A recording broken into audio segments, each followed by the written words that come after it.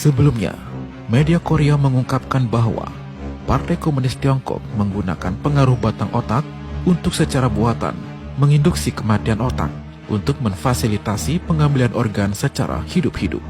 Baru-baru ini, seorang mantan pejabat pemerintah AS mengungkapkan bahwa Partai Komunis Tiongkok menggunakan mesin jantung dan paru-paru buatan untuk pengambilan organ secara hidup-hidup untuk membantu mengambil semua organ dari orang tersebut dan dengan demikian memaksimalkan keuntungan. Nilai tahunan industri ini setidaknya 10 miliar dolar.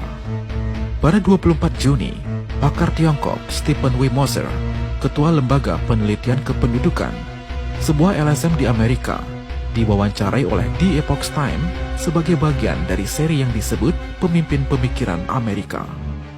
Pada masalah pengambilan organ hidup-hidup oleh Partai Komunis Tiongkok, Moser percaya bahwa Partai Komunis Tiongkok dimotivasi oleh keuntungan besar yang terlibat, yang mengambil organ dari orang-orang saat mereka masih hidup, membunuh mereka tanpa mengedipkan mata, melakukannya dalam skala besar.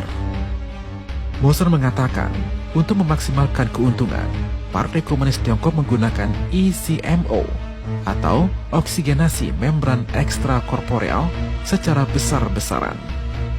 Mesin ECMO digunakan untuk mengekstraksi darah vena, mengoksigenasi, kemudian memompanya kembali ke dalam tubuh sebagai darah arteri yang beroksigen. Moser mengatakan, Partai Komunis Tiongkok pertama-tama akan meletakkan korban di mesin sebelum memanen organ yang diinginkan. Mesin membantu menjaga organ-organ lainnya agar tetap segar sehingga mereka dapat diambil pada waktu yang terlambat.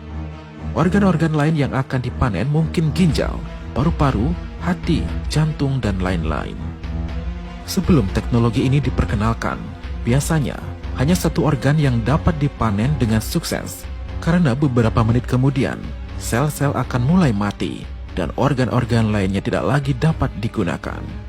And the worst part of it is this: they can actually put a balloon catheter in the carotid arteries going to your brain and block the blood flow to your brain while they keep the blood flowing to your organs.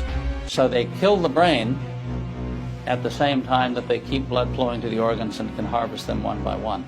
So they're able to make not just $150,000 off a single killing, they can make $750,000 off a killing because they're harvesting both kidneys, both lungs, the heart, the liver. Yeah. It's hard to fathom, right? And it happens, and it's conceive. happening every day in China. Moser berkata, Partai Komunis Tiongkok sama sekali tidak menganggap manusia sebagai individu, melainkan merujuk pada mereka sebagai massa. Dan dengan cara apapun, massa harus melayani partai, termasuk menyediakan, katakanlah jantung, hati, paru-paru, dan ginjal untuk pejabat senior Partai Komunis yang mungkin membutuhkan jantung atau hati atau paru-paru ataupun ginjal.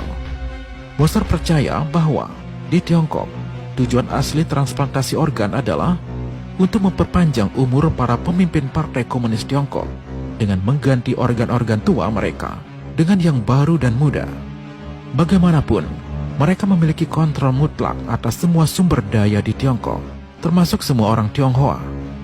Di tahun 60-an, pejabat senior Partai Komunis Tiongkok menerima transfusi darah dari orang-orang muda untuk memperpanjang hidup mereka.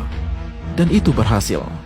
Itu dalam skala kecil, dibandingkan dengan skala besar pengambilan organ paksa yang dilakukan Partai Komunis Tiongkok saat ini, yang semakin menarik perhatian dunia internasional. Pengacara HAM internasional David Matas menyerukan kepada setiap individu untuk segera mengambil tindakan. Pelanggaran HAM adalah noda yang menyebar, kecuali kita menghentikan mereka sebelum kita menjadi korbannya. Jika kita terus menunggu, itu sudah terlambat.